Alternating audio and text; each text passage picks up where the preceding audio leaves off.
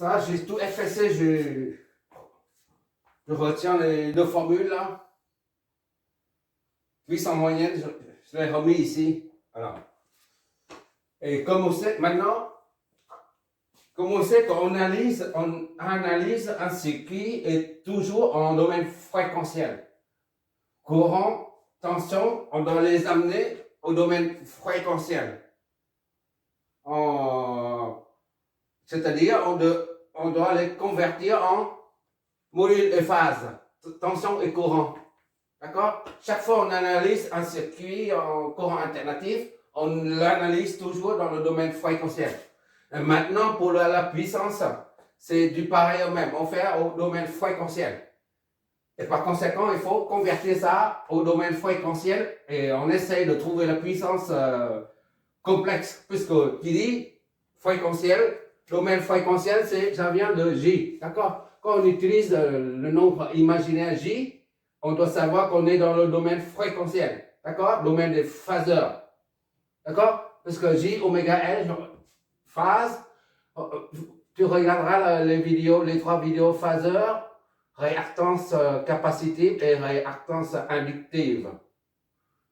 J oméga L, c'est-à-dire le phaseur, tension sur phaseur courant. Et phaseur, c'est le module, d'accord? Et phase. Sur module et phase. Phase V et phase I. Idem pour un condensateur, 1 sur J oméga C, c'est moins J sur oméga C, égal au phaseur de tension sur phaseur de courant. Tu te rappelles? Eh bien,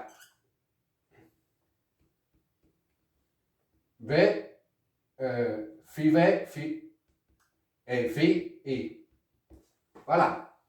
C'est-à-dire, quand on utilise les nombres complexes, ça implique le domaine fréquentiel, c'est-à-dire les domaines phaseurs. C'est juste un petit rappel. Maintenant, comme on a eu la formule de la puissance moyenne qu'on a trouvée dans le domaine temporel, parce qu'on a intégré pour trouver P moyen, d'accord? La puissance moyenne. Tout ça, c'est dans le domaine temporel. Domaine temporel. Temporel. Donc, maintenant, on va étudier, comme d'habitude, pour pouvoir, on analyse toujours le circuit alternatif dans le domaine fréquentiel. Donc, il faut convertir ça en domaine fréquentiel. Vt est égal à Vmax cosinus oméga t plus phi V. Ça, c'est domaine temporel. Il y a la variable t. Maintenant, domaine fréquentiel, ça donne V est égal à Vmax. Vmax, c'est l'amplitude, le module. C'est V comme ça, là. D'accord? Fois la phase. Phase, c'est ça. Phi V. D'accord? Le deuxième paramètre, c'est IT. C'est ça? Oui, d'accord. Imax fois cosinus oméga t plus phi I. I comme courant, intensité. Dans le domaine fréquentiel, ça donne Imax, c'est le module, la phase V, phi I. Je m'éloigne pour fois. Une fois on a trouvé le phaseur V et le phaseur I, on essaie de voir ce que ça donne au niveau de la puissance complexe. Sachant que si tu as I, Z, un nombre complexe, A plus JB. Son conjugué, c'est A moins JB. D'accord? Si tu exprimes ça sous forme de module et phase, ça donne quoi? Le module et la phase. C'est arctangent de B sur A. D'accord? Et ça, c'est pour le module du nombre complexe conjugué, c'est moins arctangent de B sur A. D'accord? Arctangent B sur A, c'est phi. D'accord? Arctangent de ça, c'est moins phi. Moins phi. Autrement dit, si tu as I qui est comme ça, là, exprimé sous forme polaire, phi I comme ça, alors I, le nom complexe conjugué, ça sera égal à ça fois moins phi I. Oui, ce qu'on vient de voir. D'accord? Donc, le nom complexe I conjugué est égal à l'amplitude et l'angle de face opposé, tout simplement. Tout ça pour te dire, on va utiliser le nombre complexe conjugué. Ça donne I complexe conjugué est égal à I, toujours, le module est moins phi I. D'accord? On essaie de faire le produit V fois I. D'accord? V, puisqu'on a converti là. Là, c'est temporel. Ça, c'est fréquentiel. On travaille en fréquentiel. V, le phaseur V, d'accord, fois le phaseur I, conjugué. Ça donne V, phi V, tension là, fois I, moins phi I, d'accord? Parce que c'est un nombre. Ne regarde pas ça, juste ça et ça. On essaie de trouver une formule de puissance dans le domaine fréquentiel. Donc, on bidouille un peu, on se débrouille pour trouver quelque chose qui soit cool à manipuler. D'accord? Donc, VI est égal à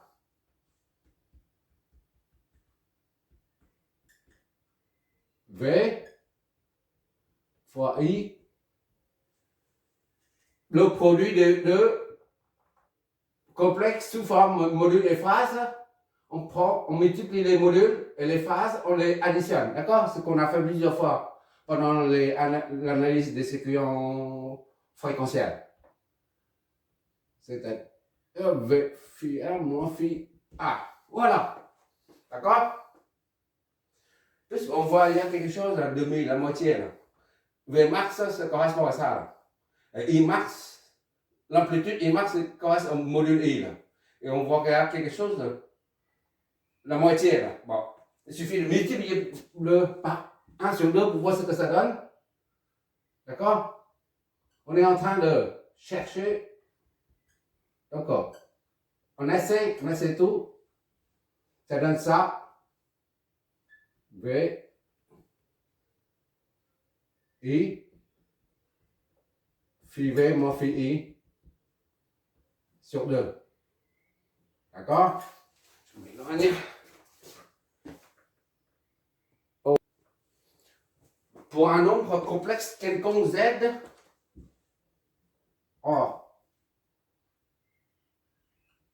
pour un nombre complexe, comme ça, un complexe quelconque, Z, on a Z est égal à module fois phase. D'accord? Oui. Ça là, le module, c'est tout ça là. D'accord? Tu considères ça comme module. Module est toujours positif, supérieur ou égal à 0. D'accord? Le module ne peut pas être négatif. D'accord? Là, ici, module positif, divisé par 2, ça fait positif. Ça, c'est le module. D'accord? Et ça, c'est la phase. Bon. En se basant sur ça, on va développer tout ça. Et en plus, ça est égal à, tout ça là, est égal à Z fois, ça c'est dire ça.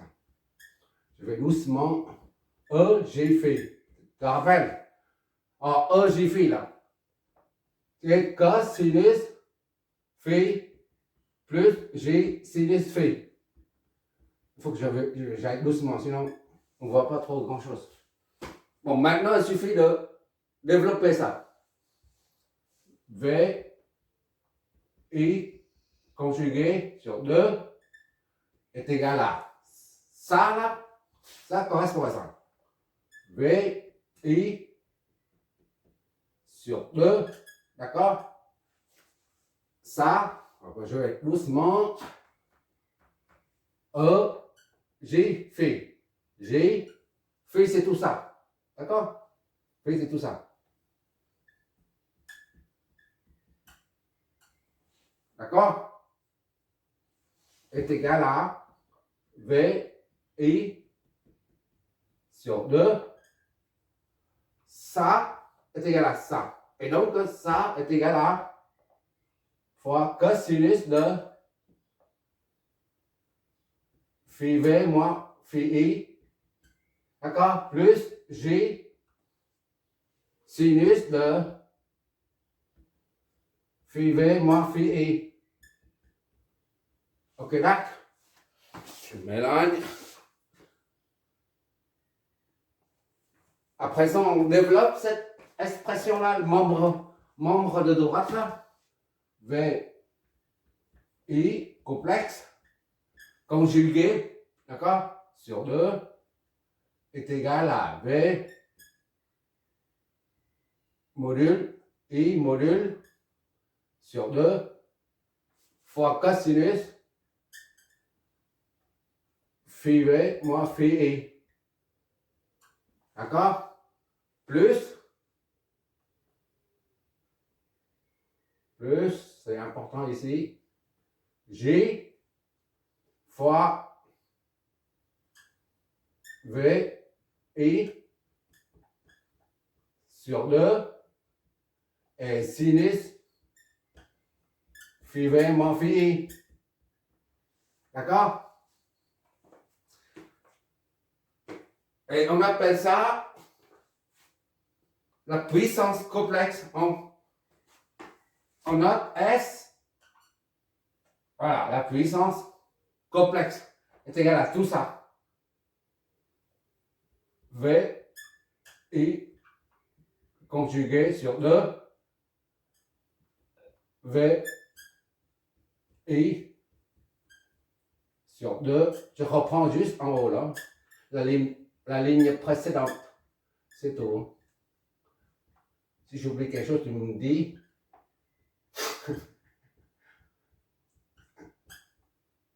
Voilà, sur 2, sinus, phi V moins phi I. D'accord? On va mettre ça comme ça. Le plus, il est là. Ça.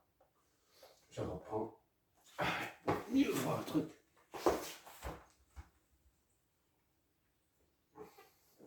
Plus G fois V I. Ah, quelle misère. Quelle misère. Ah, je suis par terre là. Voilà. C'est un résultat intermédiaire. Ça s'appelle la puissance complexe. On met sous forme S et un chapeau. Qu'est-ce que ça nous dit en fait? On retrouve ici là la puissance moyenne là, qui est là. D'accord? L'amplitude maxi, c'est le module. L'amplitude maxi de ça, c'est le module. Divisé par 2, cosinus phi V moins phi. Ça, représente la puissance moyenne. La première partie de la puissance complexe représente la puissance moyenne. D'accord? C'est la puissance vraie qui est réelle en fait. Réelle, on a dit que pour un nombre complexe, Z, si Z était à R seulement, et ben, tu as la partie R est égal à 2 ohms. Et ben, tu as 2 ohms ici. 2 ohms. Et l'angle de phase est nul. Ici c'est 0. La phase c'est 0 là. degrés. Il n'y a pas d'angle de phase. J ici, là. Partie imaginaire. D'accord? Et quand Z est égal à 3 plus 2J, par exemple, et ben, ce sont des rappels. Hein. 3 ici, là, partie réelle. 3 de réel. Et ça, c'est J. D'accord? Imaginaire. Et comme 2J, ça 2J. Voilà. Ça fait ça. Voilà. Ça, c'est Z. D'accord? Là, la puissance est sous forme d'un nombre complexe qui est composé de deux parties. Une partie réelle.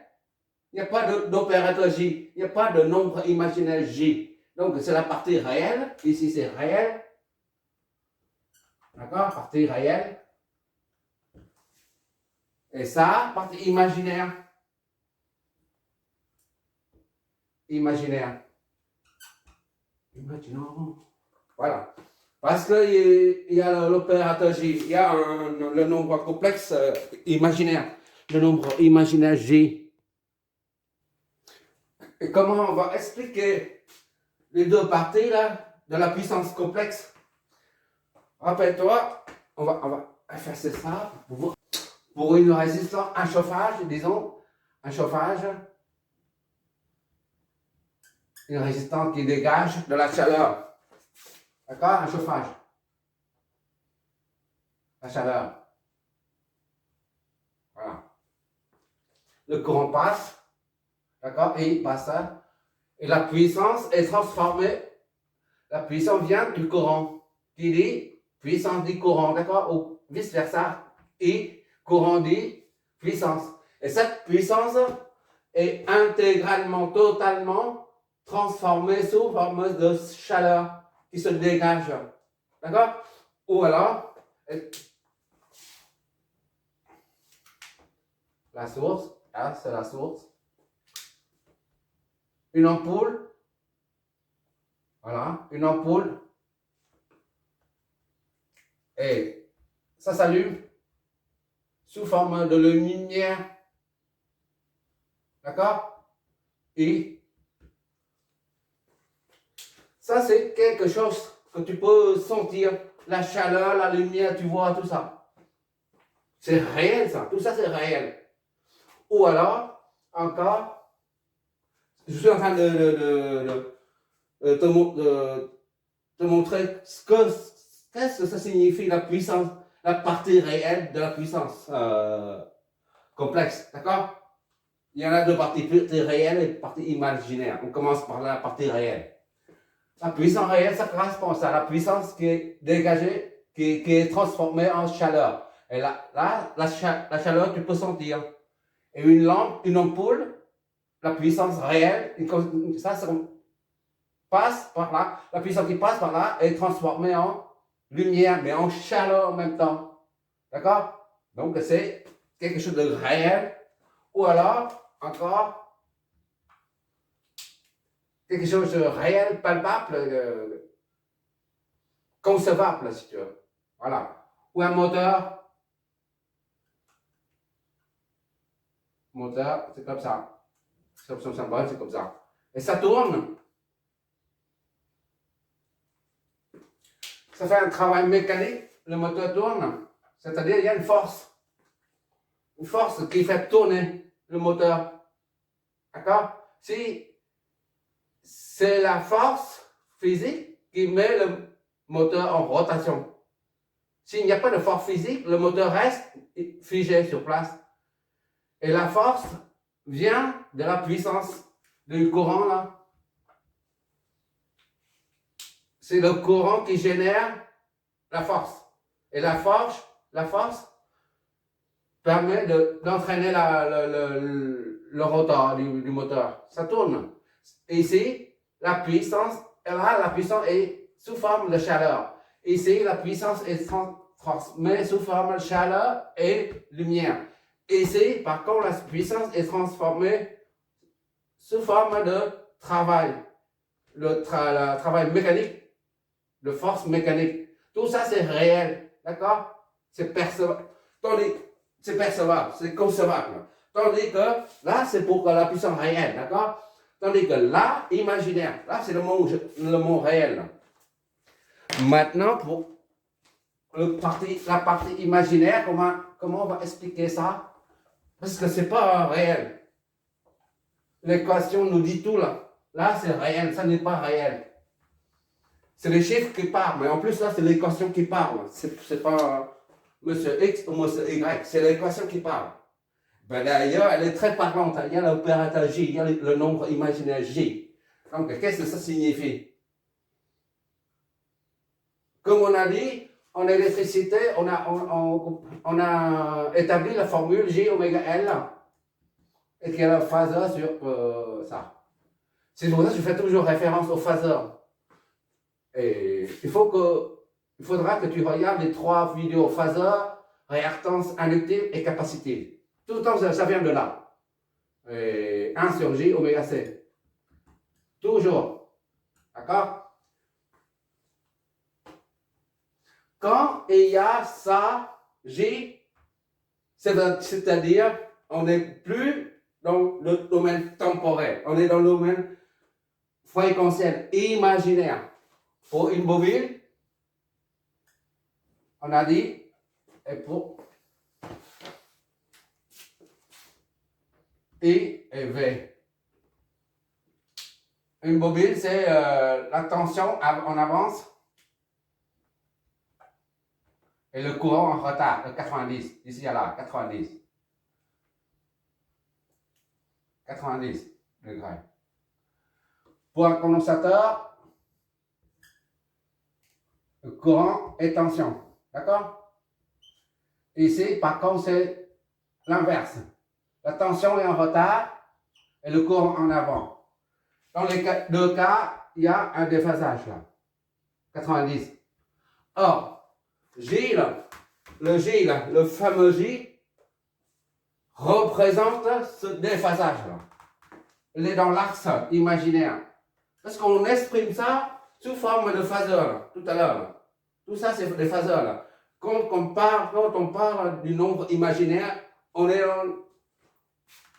en phaseur. D'accord? Ça, c'est J aussi. Là. 1J, 2J, 3J. D'accord?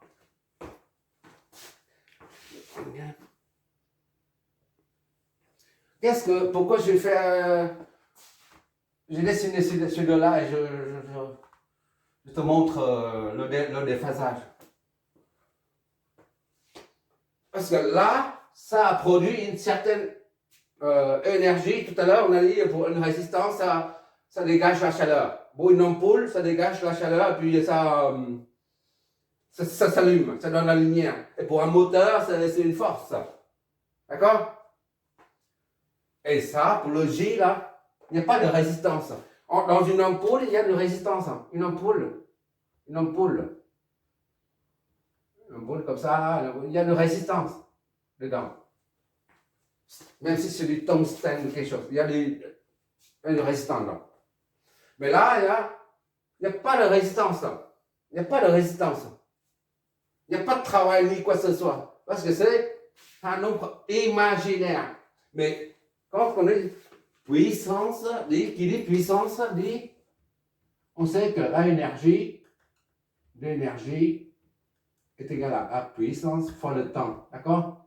Mais la puissance est égale à l'énergie sur le temps. D'accord? La puissance, il y a l'énergie sur le temps. D'accord? Bon, maintenant, le temps, c'est la période, disons. Mais l'énergie, il n'est pas transformé ni en chaleur, ni en lumière, ni en travail ou quoi que ce soit. Où est cette énergie alors? Cette énergie, elle se trouve dans le champ magnétique et elle est stockée dans le champ magnétique pour une bobine, dans le champ magnétique de la bobine. Tandis que l'énergie, pour un condensateur, là, elle est stockée dans le champ électrique. D'accord? Le condensateur et la bobine n'ont pas de résistance. Dans un circuit, il y a la résistance, il y a l'inductance, il y a le condensateur. D'accord? Mais la résistance consomme la puissance réelle. D'accord? Comme un chauffage ou une ampoule, tout ça. Tandis qu'un condensateur, elle ne consomme pas ça. Parce qu'il n'y a pas de résistance. La R est nulle. Il n'y a pas de résistance. On se met dans le cas des composantes parfaites. D'accord? L parfaite, bobine parfaite, condensateur parfaite. C'est-à-dire qu'il n'y a pas de résistance propre de la bobine. Ici, il n'y a pas de résistance de fuite du condensateur. Donc, tu dis, comme il n'y a pas de résistance, eh ben, le condensateur et la bobine ne consomment pas de l'énergie. D'accord? N'absorbe pas de l'énergie réelle. Elle absorbe ça. Elle absorbe ça. Mais elle ne consomme pas. La bobine et le condensateur absorbent cette puissance-là. Il ne faut pas perdre de vue que la puissance complexe là, ou la puissance moyenne, peu importe, provient de la source. D'accord? La source fournit à la charge, soit Z est égal à 2 moins 2G. Ça, c'est le condensateur. Ou la charge est égale à 4 plus 2G, plus 3G, plus 10G. Ça, c'est une bobine. D'accord? Et ça, là, consomme cette partie. La charge, elle est là. Et ça, 2 ou 4 consomment cette partie de puissance réelle. Tandis que moins 2J, c'est un condensateur pour illustrer un condensateur. Et 10J pour illustrer une bobine. D'accord? Ça absorbe cette quantité d'énergie. Mais, c'est-à-dire, le condensateur et la bobine absorbent cette énergie. Mais, ils ne consomment pas cette énergie. Pourquoi? Parce que il faut l'énergie absorbée par la bobine, ben, l'énergie se trouve là-dedans, là, dans le champ magnétique. De même, si c'est un condensateur, l'énergie est absorbée par le condensateur et elle est stockée dedans.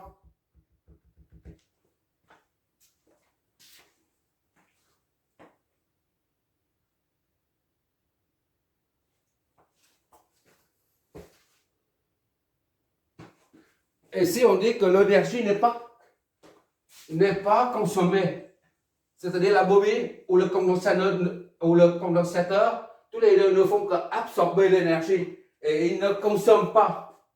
Donc, ceci est impossible. À force de stocker l'énergie, eh ben ça explose. C'est comme un ballon que tu mets de l'eau dedans. Plus tu mets d'eau, plus tu compresses, tu comprimes, eh ben ça explose. Le condensateur ou la bobine ne peut pas absorber tout le temps l'énergie qu'on qualifie, qu'on voit comme énergie imaginaire. Puissance, ça veut dire énergie, d'accord?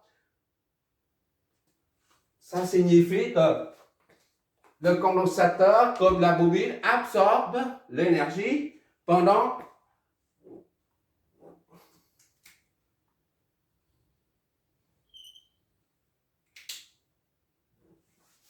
cet intervalle, par exemple.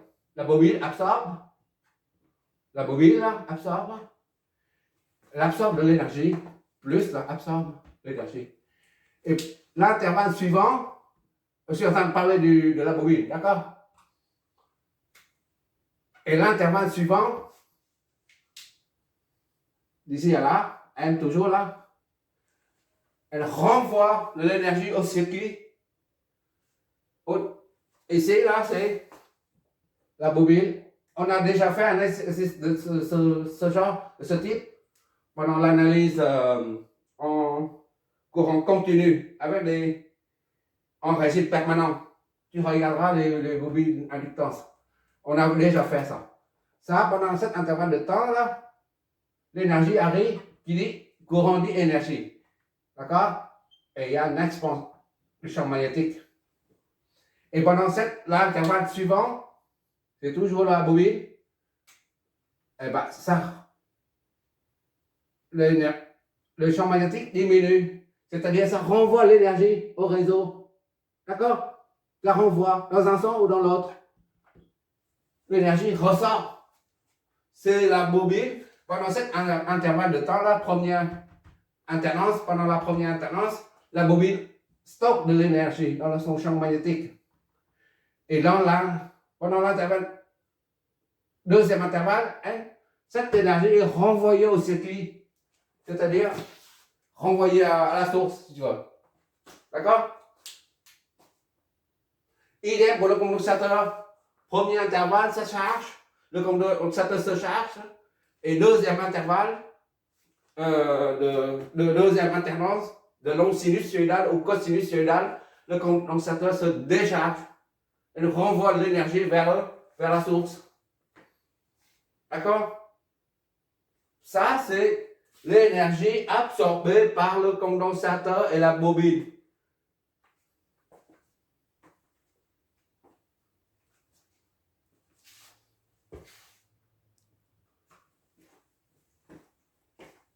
En résumé, on appelle ça la puissance réelle, c'est la puissance active. La puissance active. Active. Et ça, la puissance réactive. Puissance réactive. Réactive. On appelle ça Q. Ça, c'est P. Voilà. Je ne sais pas pourquoi c'est P, pourquoi c'est Q, je ne sais pas trop. Mais la partie réelle représente la puissance active. C'est-à-dire, il s'agit de la puissance moyenne, de la valeur moyenne, là, ici. Là. C'est la même chose. Tandis que la partie imaginaire représente la puissance réactive, qui est absorbée par la bobine et le condensateur pendant une alternance et renvoie vers le sol. Cette énergie-là est renvoyée vers la source pendant l'alternance suivante, l'alternance après. L'alternance N plus 1, N plus 2, voilà, ainsi de suite. Ça absorbe, bobine et condensateur absorbe, d'accord? Et ça renvoie l'énergie. Et ça absorbe encore, ça renvoie encore. Chaque fois, elle absorbe 2 joules, par exemple. Après, elle renvoie 2 joules. Ça permet de vider l'énergie dans son champ magnétique. Et après, puisque c'est vide, elle va recharger. Elle va se recharger. Voilà. Et ainsi de suite, ça fait tout le temps. Comme ça. Donc, cette énergie-là est transformée en chaleur. C'est-à-dire une perte, ça dégage, la chaleur se dégage dans l'air ambiance et ça disparaît dans l'air ambiant. De même que la lumière le travaille. Tandis que ça n'est consommé ni par la résistance, ni par le condensateur, ni par la bobine. Donc, où est cette énergie alors? La bobine, comme le condensateur, tous les deux se chargent et se déchargent. Ou alors, où va cette énergie? On a dit que cette énergie se transforme sous forme de chaleur. D'accord? Et la chaleur disparaît après. D'accord? Mais cette énergie-là, elle absorbe, eh bien, puisqu'il n'y a pas de résistance propre, ni pour la bobine, pas de résistance de fuite pour le condensateur. Donc, il n'y a rien qui absorbe, qui consomme cette puissance-là, stockée dans le champ magnétique. Il n'y a rien qui consomme cette énergie. Elle a stocké l'énergie, elle a renvoyé. Mais elle n'a pas consommé cette énergie, cette puissance. Mais où va cette puissance-là? Elle va tout simplement. Tu as une ligne, un poteau, une centrale électrique, réseau triphasé. Je crois que j'ai déjà parlé de ça une fois, en courant continu. Ça, j'utilise la convention de dessin en architecture et en génie civil. Pour dire qu'on coupe au milieu, le réseau est très long, des centaines de kilomètres. Ça, c'est la puissance active. P. D'accord? puissance active. Ça reçoit, tu reçois cette puissance-là. Et la puissance réactive en même temps, les deux. D'accord? La puissance active et réactive. Mais la puissance active, elle est consommée par la résistance propre de la ligne. Et éventuellement par les éclairages ou les chauffages de l'arrivée là. Ça, c'est pas un poteau, c'est une maison ou une usine. D'accord? Ça alimente. Mais seulement, voilà, cette puissance n'est consommée par aucun appareil. Donc, elle se propage ici, là. Ça, c'est la partie réelle, disons. Là. Et la partie imaginaire en même temps. Les deux. D'accord? Les deux. P et Q. Mais seulement, jusque-là, P est disparu parce que P est consommé par un élément réel. Tandis que Q n'est pas consommé par, ni par bobine, ni par condensateur. D'accord? Quand tu arrives jusque-là, eh ben, au bout là, P devient nul. Parce qu'il est consommé là. Et Q n'est consommé par aucun. Donc Q reste ici. Le Q là. La puissance réactive, elle reste ici.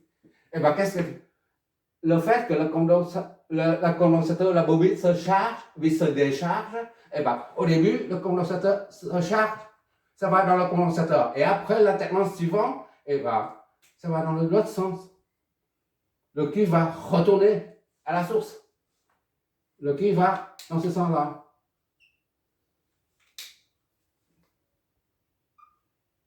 D'accord?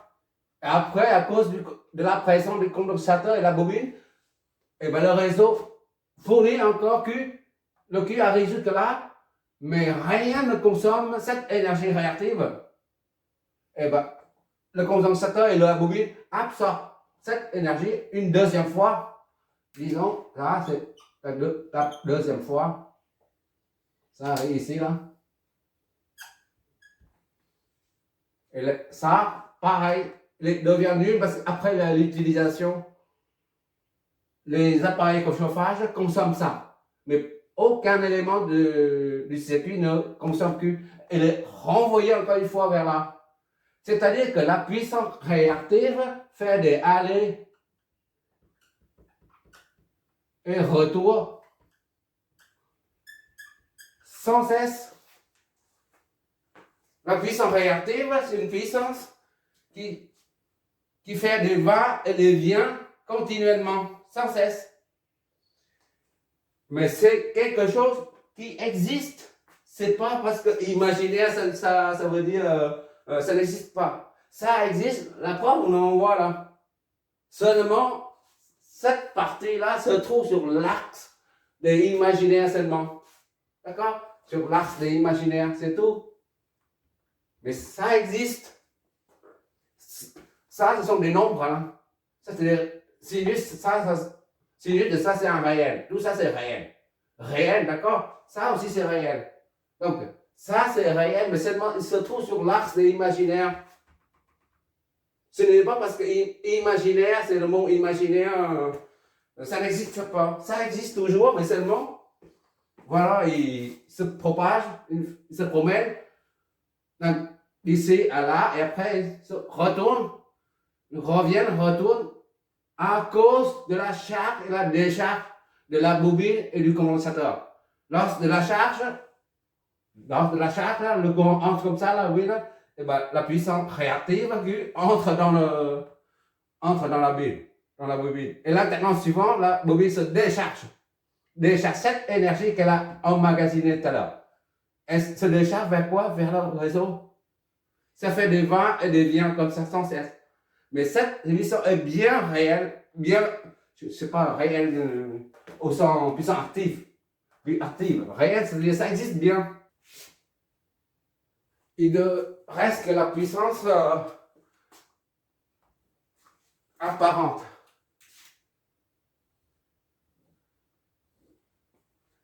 On parle de la puissance apparente lorsqu'on ne veut pas tenir compte du déphasage entre le courant et et la tension. D'accord? C'est-à-dire ici, là, à ce niveau-là, en puissance apparente, on ne tient pas compte. C'est-à-dire, il ne reste que la puissance apparente, on note comme ça. V est égal à... Quand on parle de la puissance apparente, on ne veut pas... Cela signifie qu'on ne veut pas savoir combien de degrés de déphasage entre la tension et le courant. On ne veut pas savoir s'il y a un déphasage ou pas. On ne s'occupe pas de ça. On veut savoir l'intensité efficace et le courant. Le courant est l'intensité fournie par la source, c'est tout. On ne veut pas tenir compte des phases. Et la conséquence, puisqu'on ne veut pas tenir compte prendre en considération les phases, on pense seulement ça. VF, IF, c'est puissance apparente. C'est pas un nombre complexe. Tu vois bien, ici c'est réel. Ici c'est réel. C'est pas un nombre complexe, d'accord? Tandis que la puissance complexe, il y a un chapeau là. S, il y a un chapeau. Il dit S sans chapeau. D'accord? Ça c'est volt, ampère, fois ampère. D'accord? Puissance complexe, c'est pareil. Volt, ampère. Puissance active, c'est des watts. D'accord? Ça c'est des watts. Voilà. Et ça, on est des var. 800. Ça c'est en watts. L'unité en watts. Et ça c'est en var. Volt, ampère, réactif, ça signifie. D'accord? Avant de continuer, je vais résumer tout ça. S va être écrit comme V, le nombre complexe, le nombre complexe, oh là, j'ai oublié ici, là, le V, d'accord? Fois son conjugué sur 2. D'accord? Bon, si on exprime ça sous forme module et phase, qu'est-ce que ça nous donne? S, le module de ça, d'accord? Fois la phase. Sa phase, disons c'est S.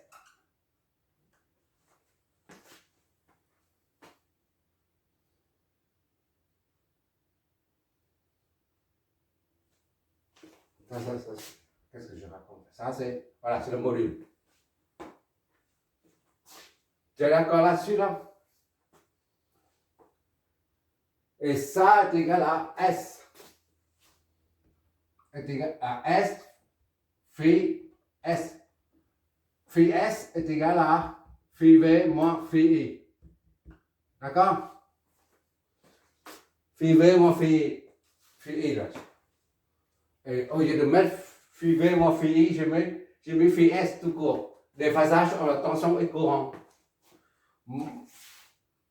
Moins phi I, c'est à cause du nombre complexe conjugué, comme on a dit tout à l'heure. D'accord?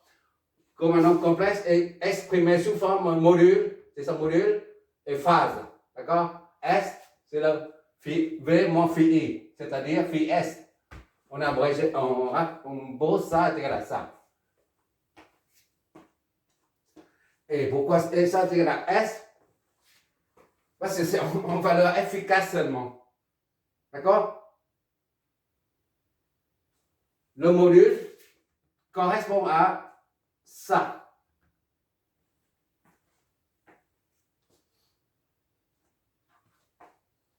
Et ça est égal à S fois cos phi S plus J sinus phi S. Voilà.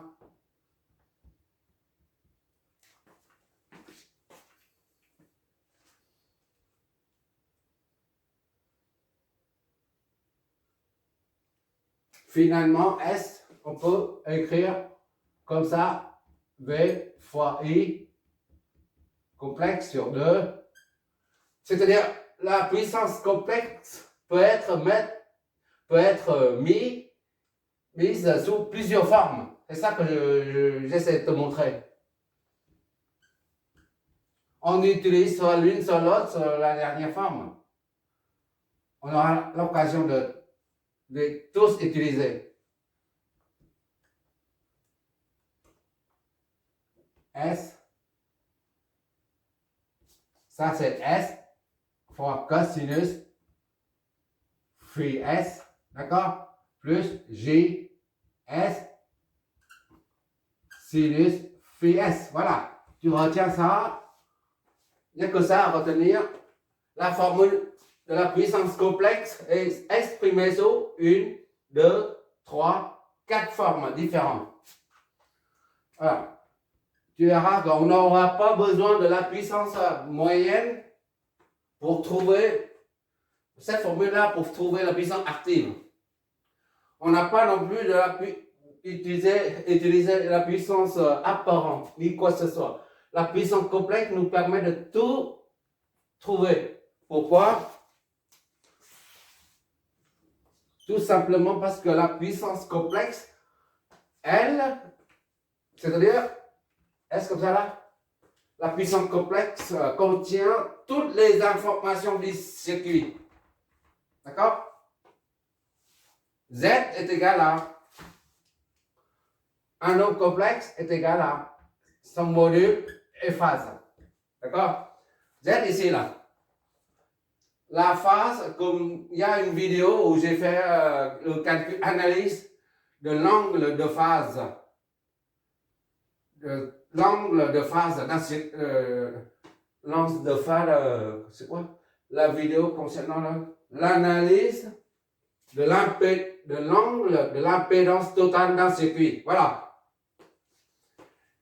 Et ça représente ça là. Phi S là.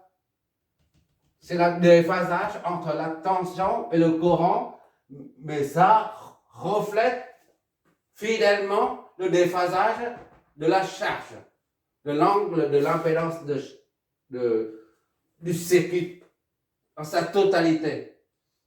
Par exemple, ici, si tu as Z est égal à, sans parler des tensions, des courants, des puissances, juste la charge. Si toujours la charge est égale à 2 et 40 J, 40 degrés. D'accord? Ça signifie que ça va affecter ça va générer un déphasage entre la tension et le courant. Un déphasage de 40, c'est-à-dire phi S est égal à phi V moins phi I est égal à 40 degrés. Je reprends. La phase de l'impédance totale d'un circuit reflète le déphasage de la tension et du courant du circuit. D'accord? Si tu as trouvé ici, c'est R est égal à 2, par exemple, et un autre impédance c'est 3J. Et là, c'est un condensateur. D'accord? Et un autre, une impédance de 3J, par exemple, et de 2J, ou 10J. Et ça, c'est moins 2, moins 20J. Et l'impédance totale, disons, comme ça, est égale à 12 moins 4J. Ou alors, l'impédance totale est égale à 14 et moins 12 degrés. Ça signifie que la tension et le courant aux bornes de la totalité de l'impédance, c'est-à-dire à ce niveau-là, Z total, là, ça c'est la source. Z total, c'est ici, là. Z total, qu'on a ici, là. Ça, c'est le fil, là. Ça représente phi S, c'est-à-dire phi V moins phi I. C'est-à-dire le déphasage entre tension et courant. est égal à moins 12. C'est pour ça qu'on a dit tout à l'heure, là, on utilisera seulement cette formule de puissance complexe parce qu'elle contient toutes les informations du circuit, c'est-à-dire ça, qui génère moins 12. D'accord? Et le moins 12 se retrouve à cause de l'inductance et des condensateurs là, qui génèrent ça au niveau des impédances. D'accord? S'il n'y a pas de condensateur ni bobine, il n'y a pas de phase pour l'impédance. Ce sont des composants réactifs qui génèrent la phase pour l'impédance. Qui génèrent une phase pour l'impédance totale. Et cette phase reflète le déphasage entre le courant et la tension aux bornes du circuit dans son ensemble, dans sa totalité. C'est-à-dire les sommes. D'accord? Rien qu'avec la puissance complexe, on retrouve toutes les informations du circuit là. L'ensemble, ça donne moins 12. D'accord? Et en plus, tu as puissant actif et puissant imaginaire. Il suffit d'injecter moins 12 dedans. Cosinus moins 12. Et tu trouves la puissance active à ce niveau. La puissance active, la puissance réelle. D'accord? Et tu injectes moins 12 dedans, tu trouves la puissance réactive. D'accord? C'est-à-dire, un seul calcul, ça te permet une seule formule, ça te permet de calculer puissance active et réactive. Ou la puissance moyenne. La puissance moyenne, c'est ça aussi. D'accord? La puissance moyenne. C'est ça. Et la puissance apparente, elle est dedans aussi. Puissance complexe, puissance apparente, l'angle de phasage entre les deux grandes, entre tension et courant. D'accord? Ça, c'est, tu verras, on va utiliser que ça. Parce que si on utilise la puissance active, puissance moyenne, puissance apparente, tout ça, on ne s'en sort pas. On ne s'en sort pas. Lorsqu'il s'agit, par exemple, ça comme ça, complètement déséquilibré. Un réseau complètement déséquilibré. Voilà. Je ne sais pas combien de charges il y en a là. Mais déséquilibré, d'accord? Déséquilibré. Ici, c'est équilibré. Et après, déséquilibré. Des charges, hein. Ça, c'est une maison, ça, c'est une usine, ça, c'est un particulier, par exemple. Et pour trouver les courants, tout ça, il faut utiliser ça, la puissance complexe, pour pouvoir connaître le sens de la puissance. Parce que si tu calcules, tu dis, voilà, ça c'est au bord, c'est 230. Une résistance, c'est 230. 230 volts ici, par exemple. 230 volts. D'accord? Et ça aussi, c'est 230 volts. Tu ne sais pas du tout le sens des courants. Quand il s'agit d'un élément réactif, inductif ou un élément réactif, capacitif, ou une résistance. Tu ne sais pas, tu ne connais pas le sens des courants. Si tu utilises cette formule-là, par exemple, ça ne te renseigne pas sur le sens, puisque ça n'a pas de sens. Tension, le cosinus, ça ne te donne pas le sens. Tandis que si tu utilises ça, tu vois bien qu'un nombre complexe, pour un nombre complexe, tu as une phase. Un complexe quelconque, tu as une phase. Ça, c'est moins quelque chose. Moins phi 1, et ça, c'est plus phi 2. Un exemple, hein. Plus phi 2. Ça, c'est I1. Ça, c'est I2. Ça, tu connais Tu connais le sens du courant, c'est-à-dire la phase. Avec les nombres complexes, là, avec la puissance complexe, ça simplifie tous les circuits.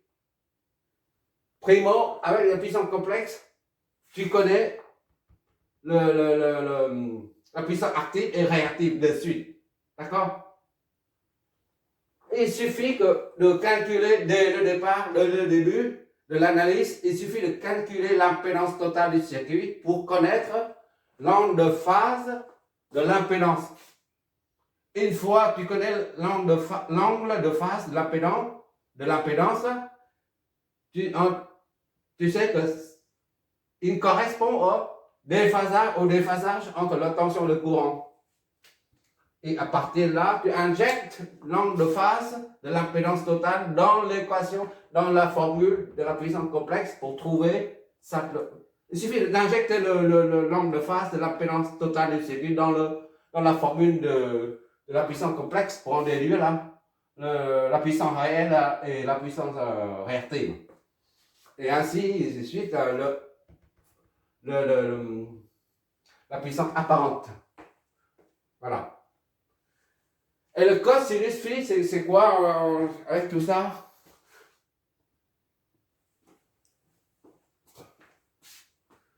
Oui, autre chose encore, c'est juste un rappel. Lorsque tu as l'angle de phase, tu connais aussi la nature du circuit. Elle est comme si c'est négatif, l'angle de phase de l'impédance est négatif, ça signifie que le circuit est plutôt capacitif. Par contre, quand l'angle de phase est positif, tu sais tout de suite que le circuit est plutôt inductif. Voilà. Ça permet de compenser la puissance réactive. Quand le circuit est plutôt capacitif, ici c'est capacitif parce que c'est inférieur c'est négatif. Quand le circuit est plutôt capacitif, eh ben, on met une inductance pour annuler l'effet capacitif. Mais quand l'angle de phase est positif, ça signifie que le circuit est plutôt inductif. Dans ce cas, tu mets un condensateur. On a déjà fait ça pour compenser, pour annuler cet angle de phase.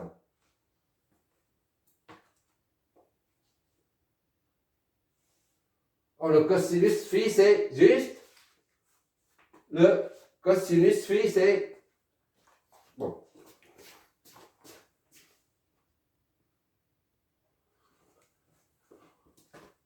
On appelle le cosinus phi, là. C'est la puissance active sur la puissance apparente. Voilà. Ou en d'autres termes, apparent. Et on appelle ça le facteur de puissance. Pour un facteur de puissance, cosinus phi est aussi dit facteur de puissance, parce que le facteur de puissance, ça signifie que ce facteur de puissance représente le pourcentage de la puissance active P, pourcentage active sur la puissance apparente. Le pourcentage, c'est-à-dire P sur S fois 100. C'est toujours inférieur ou égal à 1. Donc il s'agit d'un pourcentage. C'est tout en fait.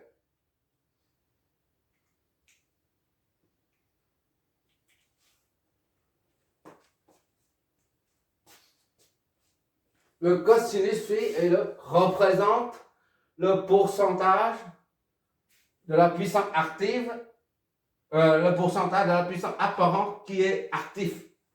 Voilà. Pourcentage